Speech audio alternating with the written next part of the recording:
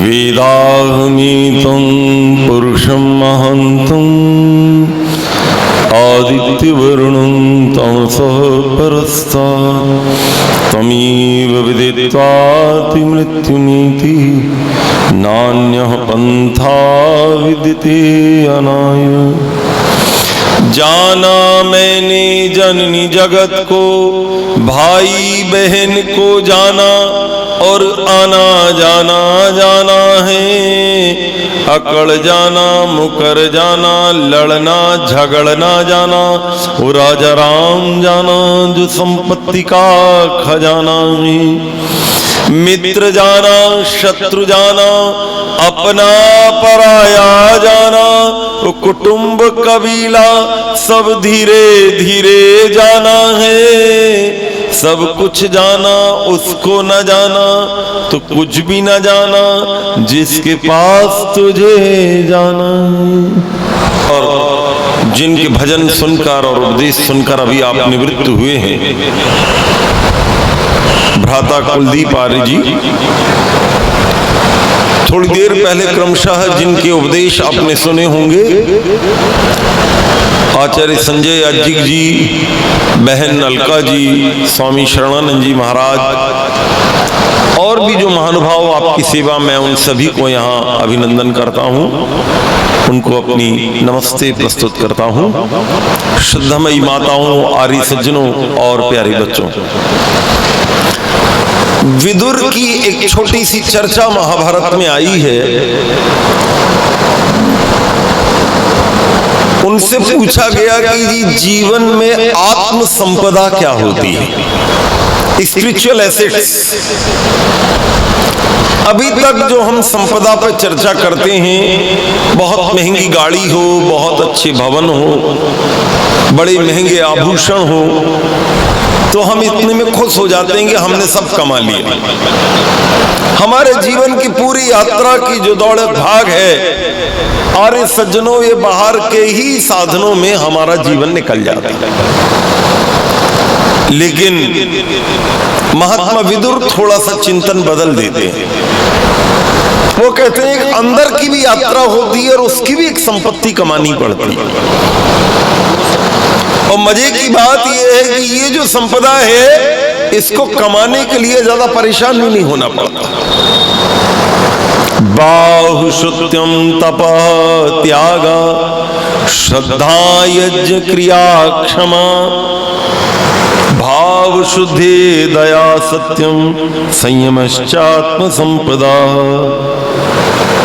बाहुश्रुत्यम, एक शब्द आर्य सज्जनों कई घंटे की अपेक्षा रखता, केवल एक शब्द बाहुश्रुत्यम।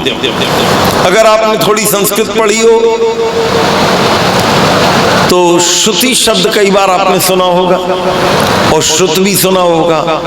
बाहु को आ हटा दीजिए तो बहु, बहु यानी बहुत। बाहुश्रुत्यम, बार बार सुनने की इच्छा, बार बार सुनना। आर्य सज्जनों, आप कहीं उपदेश में जाइएगा, आपको संत आचार्य विद्वानों के उपदेश सब जगह मिलेंगे। लोग 40-40 के हैं। आप देखना कोई मिल जाए, आपका उससे परिचय नहीं, तब भी आप उसके बाजू में खड़े होकर हाथ मिला लेते, उसकी फोटो खींच लेते। कोई पूछे तो बताऊंगा, देखो इतने बड़े आदमी से मेरा परिचय, नरेंद्र मोदी से तो कल ही मिलके आया। अच्छा, नरेंद्र मोदी तक पहुंच हो गई आपकी। अब गांव में थोड़ा वजन बढ़ गया मेरा, भाई नरेंद्र मोदी से हाथ मिलाया, मतलब ये माँ के पेट की जगह माँ के सिर से पैदा हुआ या कोई और जगह से निकल के आया आदमी।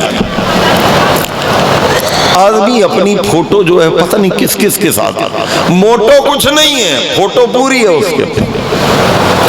और ये सज्जनों, भाइयों और माताओं, बाहुश्रुत्यम तपः त्याग। अगली क्वालिटी है श्रद्धा। ये मुझे शब्द बड़ा पसंद है। एक मेरे यजमान थे, अब तो उनका देहावसान हो गया, वो महाराष्ट्र में रहते थे। वो एक बड़ी अच्छी बात कहते थे, बोले आर्य समाजियों के 10 नियम बिल्कुल सही हैं, एक 11वां नियम और है कि श्रद्धा कभी मत रखना। मैंने कहा अरे क्यों ऐसा बोलते हो? बोले आर्य समाजी इतना तर्क करता है कि उसके जीवन से श्रद्धा ही खत्म हो जाता है। हर चीज में उसको तर्क चाहिए, ऐसा क्यों, ऐसा क्यों, ऐसा क्यों, ऐसा क्यों। कभी वो नहीं देखता कि श्रद्धा के भाव मेरे में है कि नहीं।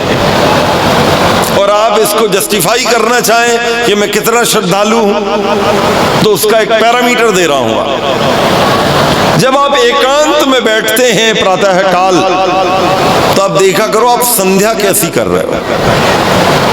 श्रद्धा का आप तराजू आपको देकर जा रहा हूं। जब एकांत में बैठो आर्य सज्जनों, मेरी पवित्र माताओं, तो देखो संध्या में कितनी लगाता हूं। फट फट फट फट फट संध्या कर देता आदमी, फट फट फट फट फट ईश्वर स्तुति कर लेता, फट फट फट फट सब काम फटाफट हो रहा है। इसलिए उपदेशक लोग कई बार प्रवचन देते देते एक बढ़िया बोले, वेद का पढ़ना सुना ना, पढ़ना बिल्कुल नहीं। आप घूम जाइए आर्य समाजियों के, 1000 आर्य समाजी बैठे हो, उनसे कहना चारों वेद किसके घर हैं। 3 आदमी आपको मुश्किल मिलेंगे जो कह देंगे चारों वेद मेरे घर हैं और मैं पढ़ता भी हूं। किसी ने खींच खांच के ले लिए होंगे तो पढ़ेगा तो बिल्कुल नहीं। यही पूछ लेता हूं, ईमानदारी से बताओ आप में से चारों वेद किसके घर हैं? हाथ उठा दीजिए। चारों वेद जिसके घर हैं, 1 2 3 4 5 6 7 8 9, 2 और जोड़ लो 11। माताओं में एक भी नहीं। 11 लोगों में मैं तो नहीं पूछूंगा, अकेले में देखना कि पढ़ता कौन है नियमित एक मंत्र। ऐसा कोई है आप में जो नियमित पढ़ता हो? चलो पूछ ही लेता हूं, नियमित वेद का एक मंत्र पढ़ता हो। चलो एक दादाजी मिल गए 11 में। 11 के यहाँ हैं, वो पढ़ते केवल एक सज्जन है। और ये भी 11 को अभी जाके देखेंगे तो पता नहीं पूरा सेट है या एकाध किताब है, ये तो देखना पड़ेगी। हाँ, एकाध किताब भी वेद तो वो भी भैया, मना कोई नहीं कर रहा। पौराणिक भाइयों के यहाँ आपको रामचरितमानस मिल जाएगी, गीता मिल जाए, पढ़ता वो भी नहीं है। बाइबल वाले के यहाँ बाइबल मिलेगी तो वो पढ़ेगा, सरदार के पास गुरु ग्रंथ साहब मिलेगा तो वो पढ़ेगा, मुसलमान के पास कुरान मिली तो वो पढ़ेगा, लेकिन हिंदू के पास कोई धार्मिक ग्रंथ होगा तो पढ़ेगा नहीं, रख देगा। पहली बात तो लेगा ही नहीं, बहुत जिद करोगे तो खरीद लेगा, ले जाके ताले में बंद कर देगा। जब वो मरेगा तो बच्चे उसको तौल के बेचेंगे। ध्यान रखना, 10 15 20 रुपए किलो रद्दी बिक जाती है। तो आर्य समाज के जो अनुयायी होते हैं वो सत्यार्थ प्रकाश फ्री बांटते हैं। मैं उनको धन्यवाद करता हूं, लेकिन बहुत बड़ी गलती करते हैं। अगर आपने किसी को फ्री सत्यार्थ प्रकाश दे दी, उसको लगता फ्री में तो मिल गई, उसका एक पेज भी नहीं पलटा, और उसको रख देता, वो पुरानी होते होते होते दीमक लग जाती, लेकिन वो भला आदमी पढ़ता नहीं। आप इसमें खुश हो गए कि मैंने दे दी, वो इसमें खुश हो गया कि मुझे मिल गई। ना उसको पढ़ना है, ना आपको डबल पूछना है कि भैया उसका किया क्या था।